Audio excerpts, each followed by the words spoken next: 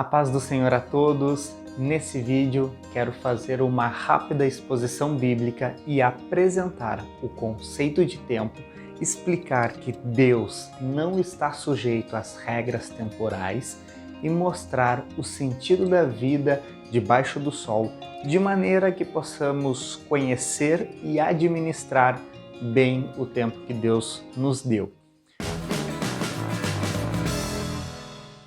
Meu nome é Alessander Bilhalva e se você gosta de estudos bíblicos e mensagens bíblicas, então já se inscreve aqui no canal para não perder os próximos vídeos.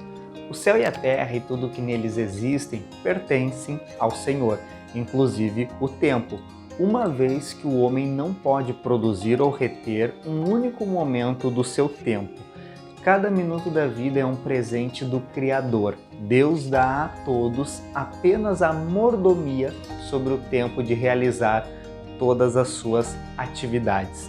Olha só o que a Bíblia fala em Eclesiastes, capítulo 3, no versículo 1 e 2. Tudo tem o seu tempo determinado, e há tempo para todos os propósitos debaixo do céu. Há tempo de nascer e há tempo de morrer. Deixa eu te contextualizar rapidamente. O principal foco de Salomão nesta passagem é que Deus tem um plano para todas as pessoas. Deus estabeleceu um ciclo para a vida e em cada um deles há um trabalho que devemos realizar. Apesar de enfrentarmos muitos problemas que parecem contradizer os planos de Deus, esses problemas não podem ser barreira para crermos nele. Antes, deve ser visto como uma oportunidade para descobrirmos que, em Deus, os problemas da vida são fúteis diante da sua grandeza. O tempo, sim, é importante. Todas as experiências listadas do versículo 1 ao versículo 8 são apropriadas em certas épocas. O segredo para ter paz com Deus é descobrir, aceitar e apreciar o tempo perfeito de Deus. O perigo está em não confiar no Senhor e no seu momento. Isso pode levar ao desespero, à rebelião ou a seguir em frente sem os conselhos dele. Todo o livro de Eclesiastes é uma obra enigmática e que parece extremamente pessimista e negativa, porém ela é realista. O livro nos faz entender que qualquer ponto de vista acerca desse mundo que exclui a Deus é inútil. E somente em Deus que se encontra o significado real da vida, se, claro, a vida for dedicada a Ele. A primeira parte do texto que lemos diz que tudo tem o seu tempo determinado e há tempo para todos os propósitos.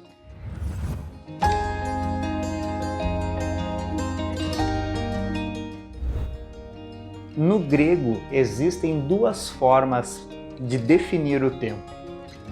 Kairos, que significa o tempo certo, o tempo oportuno, é um tempo qualitativo, um momento ideal para os fatos acontecerem. E Cronos, que traz a ideia de tempo sequencial, cronológico, quantitativo, um tempo linear marcado pelo relógio e calendário. Após a criação, Deus estabeleceu um tempo, Cronos, para todas as coisas debaixo do sol. Ele tem um propósito para toda a sua obra, pois não faz nada ao acaso. Na eternidade, onde Deus habita, não se mede o tempo como nós medimos. O Senhor pode simultaneamente responder às milhões e milhões de orações de pessoas e fazer as suas maravilhas, dentre muitas outras tarefas. Isso não é nada para o nosso Deus, que é todo-poderoso, o qual é Pai da eternidade. Tanto a Bíblia quanto a ciência concordam que o universo teve um início.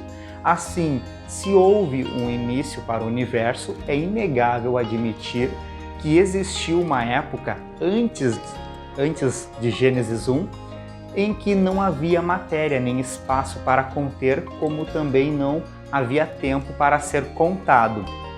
Então Deus decidiu criar todas as coisas, submetendo-as às regras do tempo, estabelecendo um ciclo para todas as obras formadas. Em Gênesis capítulo 1, no versículo 14, nós lemos: Disse também Deus: haja luzeiros no firmamento dos céus para fazer separação entre o dia e a noite, e que sejam eles para sinais, estações, dias e anos. Porém, é importante ressaltar que Deus não está sujeito às regras da criação. A Bíblia nos mostra que Deus é atemporal. Ele é Deus de eternidade em eternidade, ou seja, não teve início e nem terá fim. Nem mesmo todo o universo pode contê-lo. Então, a grande questão é: como o Criador poderia se relacionar com os homens tão finitos para salvá-los? Para resolver esse problema, Deus enviou o seu Filho. A encarnação de Jesus era a única forma da imagem de Deus se tornar tangível para um tempo e assim fosse conduzidos à salvação. A partir de Jesus, os homens puderam ver a glória de Deus. Antes, se vissem, morriam, pois o finito, que é o homem, não pode conter e nem ao mesmo ver o infinito. Jesus, o Filho de Deus, para vir ao mundo, precisou esvaziar-se a si mesmo, fazendo-se semelhante aos homens. A Bíblia mostra que Deus é completamente ilimitado em relação ao tempo, não seguindo um calendário humano, pois para Deus 1000 anos são como o dia de ontem. Por mais que o Senhor não esteja sujeito ao tempo linear, precisamos entender que Deus tem o seu tempo oportuno para agir. Ele não se atrasa e nem se adianta. Como filhos, eu e você, precisamos aprender a confiar em Deus, independente do tempo, pois o homem não sabe a sua hora.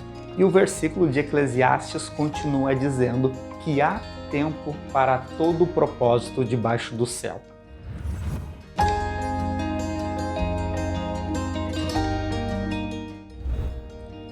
Moisés, certa vez, orou a Deus pedindo: ensina-nos a contar os nossos dias, de maneira que alcancemos um coração sábio.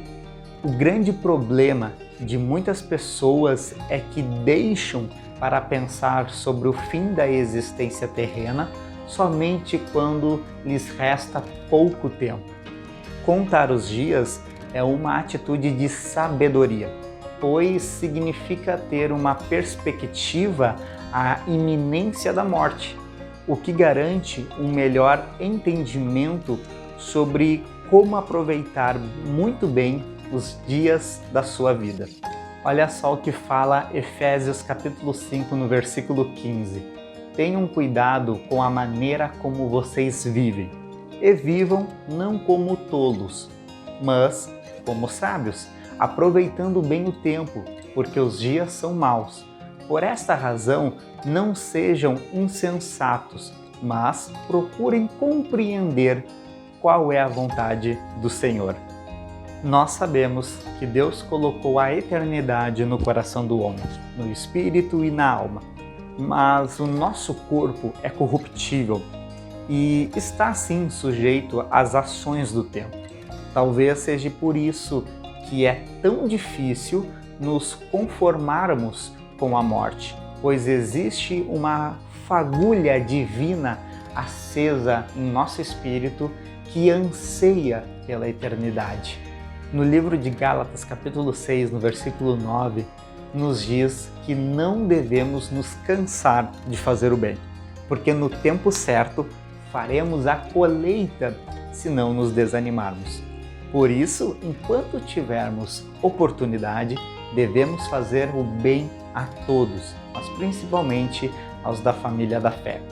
A vida debaixo do céu tem que ser caracterizada na vida do cristão pelo seu relacionamento intenso com a sua família, assim como o seu relacionamento no trabalho, que deve ser uma atividade prazerosa e agradável.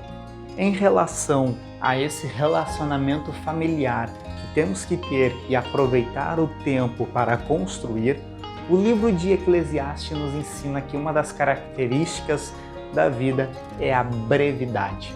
Por isso, devemos usufruir com intensa alegria juntamente do nosso cônjuge e filhos e dos bens que o Senhor nos proporcionou ao longo da vida, pois a vida pode rapidamente se acabar. E em relação ao trabalho, o trabalho não deve ser um fim a si mesmo. Quando o trabalho é o centro da nossa vida, se torna fadiga. Mas, quando deixa de ser um fim em si mesmo, passa a ter um real significado, tornando-se algo prazeroso que não é pesado. Então, pessoal, para administrarmos bem o nosso tempo, devemos começar por evitar as falsas sabedoria e evitar o hedonismo, que, de forma resumida, é uma doutrina que ensina o prazer e o bem-estar como um alvo supremo da vida. Mas isso eu vou gravar um outro vídeo explicando melhor e falando melhor do que é o hedonismo. Então, se esse assunto te interessa, já se inscreve no canal para acompanhar os próximos vídeos. E além de evitarmos a falsa sabedoria e o hedonismo, também temos que evitar a falsa prosperidade e o agito que o mundo nos dá e nos obriga a ter para conseguirmos todas as coisas, uma vida muito agitada. Mas tudo isso eu estarei falando ao longo dessa série de vídeos sobre o tempo e o propósito debaixo do sol.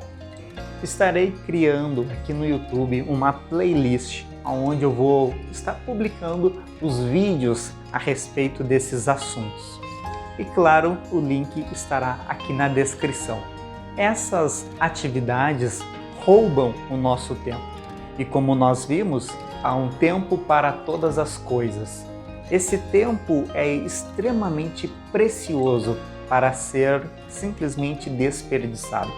Por causa da transitoriedade da nossa existência, devemos saber usar bem o nosso tempo, seja buscando conhecimento, seja desfrutando da companhia da nossa família e familiares e principalmente servindo ao Senhor.